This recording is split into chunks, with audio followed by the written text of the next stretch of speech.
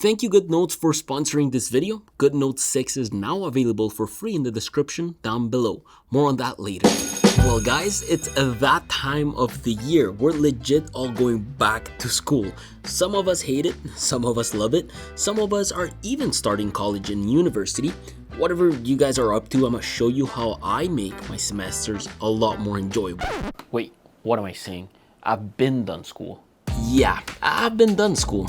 Actually, this is the college I studied engineering for like 3 years. Man, do I wish I had started using an iPad back then. I actually discovered the power of the iPad back in university, and even though I was studying software engineering and computer science at the time, this thing is the absolute perfect tool to bring with you to school. In fact, now more than ever with iPad 10. iPad 10 was released in October 26, 2022. I think that was a year and a half after my graduation, and this is the iPad I wish I had back then. I think I can fairly say that just the landscape-oriented camera makes it the only viable iPad for a lot of people, and not to mention the new 10.9-inch liquid retina screen. Apple eliminated the home button from the iPad 9 and modernized the design to fit the current iPad lineup. I do have to say the bezels still look a bit too chunky, but honestly, as a student, I wouldn't have cared.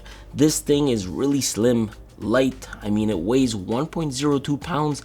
With that, it feels super rigid and sturdy. What I'm trying to get at is that even though it's slim, you won't have problems throwing this in a backpack.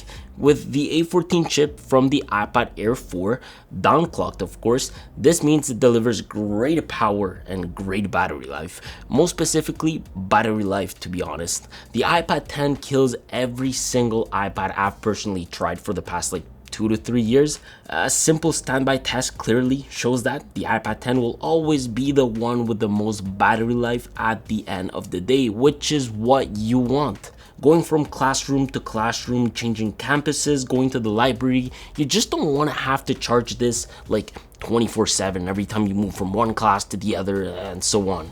Charging the pencil though is still a bit of a pain. You've got the same old Apple Pen Gen 1 charging setup you've got to go through. This time though, you need an adapter because of its newly integrated USB-C port. Don't worry, the adapter is now included within the Apple Gen 1 box, and if you are recycling your pen, well, you can just get the adapter in stores. A lot of people will complain about this USB-C situation. Often online communities will compare this to the Air 4 and realize that this port has been slowed down dramatically, or that it now charges slower compared to the Air 4. I get it. Heck, if you go on the refurbished website, you can now get an iPad Air 4 for the same price of a new iPad 10. But honestly, I feel like this is the iPad for those who just don't care about those technicalities. Yes, this has the non-laminated display, the screen reflectivity is noticeable, the pen doesn't magnetically attach to the body, the $250 keyboard doesn't make sense for most people, but most of those issues can be fixed with third-party products. You can try Paperlike for your screen, get a case that can support the iPad and store the pen, buy a Bluetooth keyboard. Heck, if you find the pen too expensive, get a Logitech Crayon. These things work so well. I think what they could have done is kept the 3.5mm audio jack. I feel like a lot of students just rather use wired headphones and wired earbuds. That I would have loved to see on this unit. And also the fact that the Magic Keyboard for the 10th gen doesn't have backlighting. That is a real bummer. Look, overall, to say the truth, this is an iPad 9th gen with extra gimmicks and power. The horizontal camera, the 12 megapixel wide camera, 4K video, USB-C connector, Touch ID in the top button, a larger display, landscape stereo speakers, Wi-Fi 6 and 5G. At the end of the day, it's still an iPad that came into the market to deliver more to students, as long as you set it up the right way, of course. I think the most important thing to do when you get your iPad is to delete all the unnecessary apps. For me, those apps can be things like reminders, stocks, tips, photo booth, magnifier, shortcuts. I mean, there are so many apps that come pre-installed that take unnecessary storage in your device, especially if you are rocking the base model at 64 gigabytes, you might want to be mindful of that. Wallpapers are my first go-to. I like putting a nice wallpaper within my iPad so I can start organizing all the apps I need, Google Drive, Superhuman, and GoodNotes are, or I guess were the most essential apps for me when I was in school. You guys know Google Drive is the holy grail for storing your files. Back then, I liked storing assignments, lectures, course outlines, all within a single course folder for every semester I had. I would then pair GoodNotes to automatically back up within Google Drive to make sure I wouldn't lose anything. Just make sure that if you do end up doing this, your file formats are set to GoodNotes and PDFs. This will simply allow you to either keep those files as static notes or simply keep them as dynamic notes, meaning that all your features like scribbles, notes, images, highlights will still be movable and editable. As for Superhuman, this is a great emailing app. They just recently launched their Android version, so I'm super happy to be back on it. For me, it organizes emails very well, and it's an app with all sorts of commands which allow you to go through emails quickly.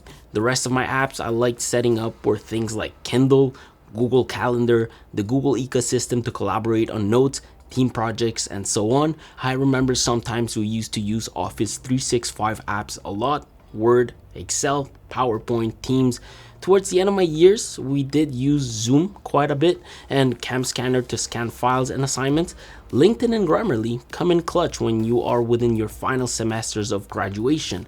And of course, Files. I would love to go over this app because I think it's gotten so much better through the years, but that would be a whole video itself. Just know that moving and saving files locally is getting easier. You can have direct access to cloud services like Google Drive, sort your files, easily traverse different folder hierarchies, get more info about them, convert files by changing extensions. There's finally a lot more you can do, and it's getting better with time. The rest of my apps honestly are just for pure entertainment. Netflix, YouTube, Spotify, Chrome for browsing the web, Apple TV, podcasts, FaceTime, but really where your iPad becomes alive is when it comes down to digital planning. Let me show you. Things like journaling, creating vision boards, lists, goal settings, brainstorming ideas. With the recent release of GoodNotes 6 and its new UI, it makes this stuff even easier to accomplish. Note-taking for me on an iPad really changed my whole way of organizing myself when it came to school. And even though I still had teachers that loved working on pen and paper, when it came to assignments, I would just scan them with Cam Scanner, import them within GoodNotes, and work on them digitally. They were easy to submit in person because all it took was just reprinting them. GoodNotes for me was the app to use, and it's an app I used a lot. Nowadays, I see a lot of people online using it as a PDF planner as well. There are tons of templates you can download online and simply import these PDFs within the app so you can start working on them. GoodNotes Marketplace is also a great place to get these templates and use its features. Like literally all the amazing features GoodNotes provide can be used within these. Pen gestures to simply give you the ability to maybe use the lasso tool to circle things, highlight some text, write down some notes, scribble to erase your notes, create shapes. You can also add text boxes if you'd like to write some text down, or even some images and different types of figures if you wish. My favorite one though is their new spell check feature, which is now a handwriting AI feature that's industry first and never seen before model to correct mistakes. They use their own proprietary machine learning algorithm to really accomplish this. GoodNotes 6 is literally bringing new features to the table in order to make your planning experience a lot better. It literally feels like you have this massive book that can do anything within an iPad. There are endless customization features, a lot of colors to use, different types of pens, the ability to move things around easily, erasing, undo and delete. Heck, you can insert pictures, figures such as stickers, even the ability to use a pointer in order to present within a classroom, something that my teachers used to do a lot. With this, at the time, I was personally able to create really nice notes. I had notes for all sorts of assignments and classes. It really allowed me to focus on my studying and have fun while doing so. I do recommend getting a weekly dashboard template to really plan out your week, plus getting a monthly calendar will really allow you to overall visualize what's coming up next. You can honestly create yourself a really nice digital planning system that works for you, all within this budget iPad. For this video, because I wanted to have them as a sponsor, I got the chance to get 12 individual codes which will allow you to receive 50% off their first year's subscription to GoodNotes 6. So to win, just let me know in the comments down below what you guys are currently studying. I'm actually very curious to know what you guys are graduating in. So just check the link down below for GoodNote 6. Let's now talk about taking notes on this non-laminated screen. So how's the experience when it comes to taking notes on a non-laminated screen? Honestly, it's been great. Coming from a laminated screen from the iPad Air 5, really the difference is barely noticeable for the day-to-day consumer. If you are someone whose goal is to take notes, be organized, plan ahead, read books, consume content, really this liquid retina screen is more than enough. If I was to compare the writing experience pen on digital paper between the iPad 10 and the iPad Air 5, the pen and the flow of movement within their panels is exactly the same. Like even the latency between the pen and the screen is non-existent to the naked eye. Of course, writing with a Gen 1 pen and writing with a Gen 2 pen is a different experience because of their physical differences, but in terms of tips on screen, they are identical in my opinion. Really, the only thing you're missing out are the couple of gestures the Apple Gen 2 pen delivers. Like, yes, it does make erasing faster and then pen at hand feels more like a pencil, but you know what? It doesn't make the Gen 1 pen feel bad. It's just a chunkier and slightly heavier pen. You'll still be able to take really nice notes and you'll still have the ability to use their pressure sensitivity if that's something you need. On a non-laminated screen with the Gen 1 pen, the experience is just as nice and enjoyable to take your notes to a whole new level. There's not a single doubt in my mind that people will enjoy it. Now, there are ways for you to take your iPad experience to a whole new level without necessarily breaking the budget. Honestly, if you don't need pressure sensitivity, I recommend you check out the Logitech Crayon. I've actually owned all of them in the past and I've tried them before. These are just as great to write on as the Gen 1 Apple Pencil. The battery is great. These don't connect over Bluetooth, which makes them interesting, and the grip is different, but it's great. They also sell different versions as well. You can get the Lightning Crayon or the USB-C Crayon if you wish. From my understanding, the tips aren't replaceable though, like on the Apple Pen. I'm not quite sure how well these age because I don't use them that much, but I'm sure they will age just fine. I mean, for $69, it'll literally allow you to allocate your budget towards something else, something like a paper-like sheet. Paper-like is basically a way to improve your note-taking experience. It's basically a screen protector that features this nano dot surface technology designed to deliver superior stroke precision and clarity when writing and drawing with your iPad. Well, at least that's what it says on their website. No, I'm joking, but honestly, it really does make your screen feel like paper. I use them, I enjoy their sheets. They also act as a screen protector and minimizes reflection. I think buying their accessories bundle and their sheets can be money well spent for students. I'm not sure about digital artists, as I hear that they tend to eat the tips quite a bit, although a proper budget case is something that suits everyone. And when I say proper, it really doesn't need to be anything fancy. When I was in school, I loved getting those cases on Amazon that would also store the pen. This one here I bought to simply show you guys what a proper budget case looks like, and it's absolutely all you need. My iPad is yellow, so I was able to match it with the case, have proper protection all around it, and a place to put the pen away. This here is like literally 15 bucks. It's really all you need. Yes, the Magic Keyboard Folio would be nice. It has the trackpad, the keyboard, it snaps really well onto the device, and it sort of acts like a case, but for $250, I would just skip it. You can always connect a nice minimal mouse and a Bluetooth keyboard and use it as so. Or if you really want the whole package, just check out the Logitech combo case. Look, I know the iPad lineup right now is quite weird. You've got the Air with the same processor as the M1 MacBook Air.